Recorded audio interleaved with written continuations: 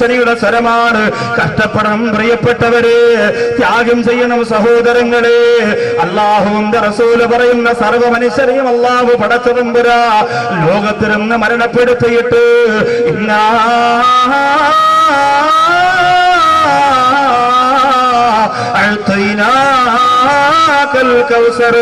പരലോകത്തിനേക്ക് അല്ലാഹു തരുന്ന അനുഗ്രഹങ്ങൾ മാത്രമാണ് എന്റെ മനസ്സിന്റെ സമാധാനമെന്ന് അല്ലാഹുവിന്റെ റസൂൽ സഹാബത്തിനോട് പറഞ്ഞുകൊണ്ടിരിക്കുമ്പോ പുന്നാര നബി തങ്ങൾ പറയുന്നു, പരലോകം തുടങ്ങുന്നത് എന്നിലൂടെയാണ് പരലോകം തുടങ്ങുന്നത്.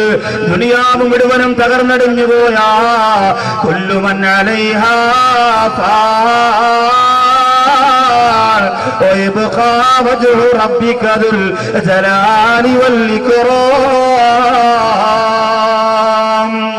എല്ലാ വസ്തുക്കളും അല്ലാഹു ഒഴിച്ച് സർവ്വതും തകർന്നു പോകുന്ന ഒരു ലോകം. അത് കഴിഞ്ഞിട്ട് അല്ലാഹുവിന്റെ റസൂൽ പറയുന്നു, അന അവ്വലു മൻ യുബ്അസു യൗമൽ ഖിയാമ, ആദ്യമായി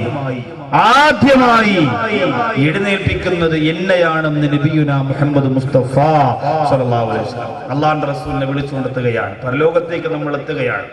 അല്ലാഹുവിന്റെ റസൂലിനെ ഭൂമി എങ്ങനെ തരിശു ഭൂമിയായി സർവ്വതും തകർന്നടിഞ്ഞ് ഒരു ബോൾ ഉരുട്ടിയാൽ ഇതിന്റെ അങ്ങേത്തലയ്ക്ക് പോയി നിൽക്കുന്ന രീതിയിൽ നിരപ്പായി കിടക്കുമ്പോ എവിടെയാണ് അല്ലാഹുവിന്റെ റസൂൽ കിടക്കുന്നത്? പരിശോധന നടത്തുമ്പോൾ ആദ്യം കാണുന്ന പ്രകാശമുള്ള സ്ഥലമേതാ? സുബ്ഹാനല്ലാഹ്, ആ പുണ്യസ്ഥലത്ത് മരിച്ചവരെ നിങ്ങളെത്ര ഭാഗ്യവാന്മാരാണ്. ആ മനോഹരമായ സ്ഥലത്തടക്കം ചെയ്യപ്പെട്ടിരിക്കുന്നവരെ നിങ്ങളെത്ര ഭാഗ്യവാന്മാരാണ്. അല്ലാഹുവേ, ബാഫഖീതങ്ങൾ ഉൾപ്പെടെയുള്ള ഒരുപാട് മഹാരഥന്മാര് അല്ലാഹുവിന്റെ റസൂലിന്റെ ചാരത്ത് കിടക്കുമ്പോൾ സുബ്ഹാനല്ലാഹ്, ആ പുണ്യഭൂമി ഒന്ന് കാണാനെങ്കിലുമുള്ള ഭാഗ്യം നിങ്ങൾക്ക് തരണേ അല്ലാഹുവിന്റെ റസൂല് പറയും, ആദ്യമായിട്ട് ഞാനാണ് എഴുന്നേൽക്കുന്നത്. തുമ്പി ഇതിനില്ല, അല്ലാഹുവിന്റെ അനുമതിയോട് എഴുന്നേൽക്കണമെന്ന് പറയുമ്പോൾ ജിബ്രീൽ അലൈഹിസ്സലാത്തു വസ്സലാമാണ് വന്ന് അല്ലാഹുവിന്റെ ഹബീബിനെ വിളിച്ചുണർത്തുന്നത്. ആദ്യമായിട്ട് ചോദിച്ച ചോദ്യം എന്തെന്നറിയോ?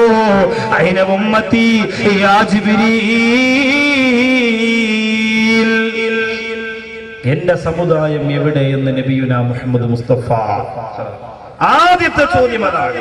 എന്റെ സമുദായം എവിടെയെന്ന് അല്ലാഹുവിന്റെ റസൂൽ സല്ലല്ലാഹു അലൈഹി വസല്ലം തങ്ങൾ ചോദിക്കുകയാണ്. ജിബ്രീൽ അലൈഹിസ്സലാത്തു വസ്സലാം പറയുന്ന നബിയെ, സമയമായി, അങ്ങയുടെ സമുദായത്തെ പരലോകത്തേക്ക് കൊണ്ടുവരാ സമയമായി. ഉഖ്റുജൂ ഇലാ മഹ്ശർ, ഖബറിന്റെ ഉള്ളറയിൽ നിന്ന് വല്ലപ്പുഴ അടക്കിയവരും പൊട്ടച്ചിറയിൽ അടക്കിയവരും പട്ടാമ്പിയിൽ അടക്കിയവരും പെരിന്തൽമണ്ണയിൽ ഖബറടക്കിയവരും മലപ്പുറത്ത് എറണാകുളത്ത് തൃശ്ശൂർ തിരുവനന്തപുരത്ത് അടക്കപ്പെട്ടവരല്ല ഖബറിന്റെ അകത്തിരുന്ന് എഴുന്നേറ്റ് വരികയാണ്. യൗമ യഖൂമു റൂഹു വൽ മലായികതു സഫാ, സഫു സഫാഹി, മനുഷ്യരും അതുപോലെ മലക്കുകളും അല്ലാഹുവിന്റെ ജിന്ന വർഗ്ഗങ്ങളെല്ലാം നിരനിരയായി നിൽക്കുകയാണ്. യൗമ യഫ്റുൽ മർഉ മിൻ അഖീഹി ഉമ്മിഹി വഅബീഹി, ഉമ്മായെ നോക്കാൻ മക്കൾക്ക് കഴിയുന്നില്ല, ഉപ്പായെ നോക്കാൻ മക്കൾക്ക് കഴിയുന്നില്ല, സഹോദരങ്ങളെ നോക്കാൻ സഹോദരിമാർക്ക് സാധിക്കുന്നില്ല. കുടുംബത്തിന് വേണ്ടി കട്ടപ്പെടുമ്പോ നിസ്കാരം മറന്നവര്, അല്ലാഹുവിനെ മറന്നുകൊണ്ട് ഉമ്മയെ നോക്കിയവര്, പടച്ചോനെ മറന്നുകൊണ്ട് കൂടപ്പുറപ്പിന് വേണ്ടി ജീവിച്ചവര്. അതുപോട്ടെ, ഇന്ന് കൂട്ടുകാരന്റെ കല്യാണത്തിന് പോകുമ്പോ നിനക്ക് നിസ്കാരമുണ്ടോ? ഇന്ന് കൂട്ടുകാരന്റെ വീട്ടിൽ ഫംഗ്ഷൻ നടക്കുമ്പോ അല്ലാഹ് നീ മറക്കുന്നില്ലേ? നോക്കുമോനെ, പടച്ചോന്റെ ഖുർആൻ പറയുകയാ, ഉമ്മാടെ ഭാഗത്ത് നോക്കാറ്, ഉപ്പാടെ ഭാഗത്ത് നോക്കാറ്, മക്കളെ നോക്കാറ്, സഹോദരങ്ങളെ നോക്കാറ്. യൗമ യഫ്റുൽ മർഉ മിൻ അഖീഹി, ഓടുകയാണ്. യൗമൈദി ശഅനി യുഗ്നി, എല്ലാവർക്കും അവരവരുടെ കാര്യമുണ്ട്.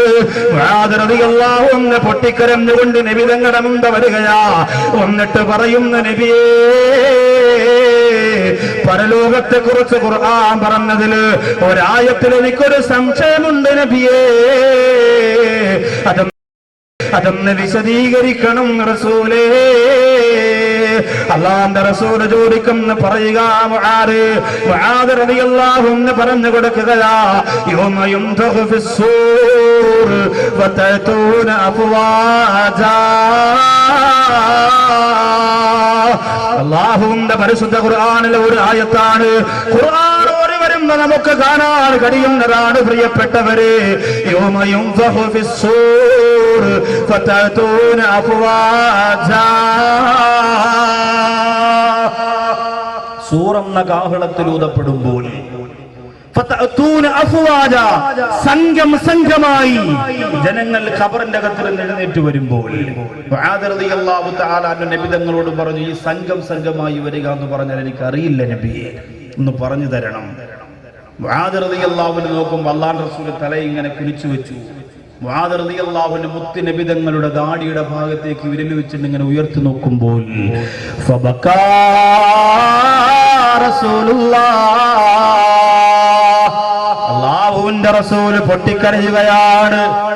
എന്നിട്ട് പറയുന്നു, മുആദേ സൽതനി അൻ അംരിൻ അദീം, ഒരു വലിയ ഗൗരവമുള്ള കാര്യമാണ് മുആദേ നീ എന്നോട് ചോദിച്ചിരിക്കുന്നത്. വളരെ ഗൗരവമുള്ള ഭയപ്പെട്ടു പോകുന്ന ഒരു കാര്യമാണ് എന്നോട് ചോദിച്ചിരിക്കുന്നത്. അല്ലാഹുവിന്റെ റസൂൽ പറയുന്നു,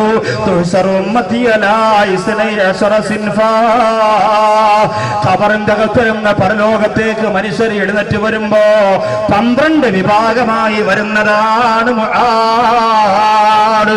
വല്ലപ്പുഴയിലെ ചെമ്മൻകുടിയിൽ വന്ന ഉമ്മമാരെ പാരിതോഷികം വാങ്ങാൻ വേണ്ടി കടന്നു ചെല്ലുകയാ. അല്ലാഹുവിന്റെ കോടതിയിലെ പരലോകത്തെ പാരിതോഷികം വാങ്ങാ ഖബറിന്റെ അകത്തിലും എഴുന്നേറ്റ് ചെല്ലുന്ന ചെമ്മൻകുടിയിലെ ഉമ്മ. അല്ലാഹുവിന്റെ റസൂല് പറയുന്നു 12 വിഭാഗമായിട്ടാണ് എഴുന്നേറ്റ് വരുന്നത്. അല്ലാഹുവിന്റെ ഹബീബ് പറയുന്നു, ആരേ അതിൽ 11 വിഭാഗവും നരകത്തിലാണ്. ആരേ അതിൽ 11 വിഭാഗവും നരകത്തിലാ, അവർക്ക് സ്വർഗമില്ല. മുആദേ സ്വർഗമില്ല. 12ാമത് വരുന്ന ഒരൊറ്റ വിഭാഗത്തിന് മാത്രമാ സ്വർഗമുള്ളത്. അല്ലാഹുവിന്റെ റസൂലിന്റെ മുമ്പിൽ ഇരുന്നുകൊണ്ട് മുആദ് റളിയല്ലാഹു അൻഹു കരയാ തുടങ്ങുകയാ. ചെമ്മൻകുഴിയിൽ വന്നിരിക്കുന്നവരെ, പടച്ചോന്റെ കോടതിയിൽ സ്വർഗം വാങ്ങാൻ ചെല്ലുന്ന 12ാമത്തെ വിഭാഗത്തിലല്ലേ നമുക്ക് പെടാനുള്ളത്. അതിന് സീരിയൽ കണ്ടുകൊണ്ടിരുന്നാ പറ്റൂല, സിനിമ കണ്ടുകൊണ്ടിരുന്നാ പറ്റൂല, പൂരപ്പറമ്പിൽ കറങ്ങി നടന്നാ പറ്റൂല, ന്യൂ ഇയർ ആഘോഷിച്ചുകൊണ്ട് അടിച്ചു പൊളിച്ചാ പറ്റൂല. എന്റെ പ്രിയപ്പെട്ട സമുദായമേ, 12ാമത്തെ വിഭാഗത്തിലേക്ക് പറയുന്നതിന് മുമ്പ് ആ 11 വിഭാഗങ്ങളെ ചുരുങ്ങിയ സമയം കൊണ്ട് ഞാൻ ഒന്ന് വിശദീകരിക്കുകയാ. വിശദീകരിച്ച് തീർക്കാൻ സാധ്യമല്ലെന്നറിയാ, എന്നാലും ഒരു ശ്രമം നടത്തുകയാ.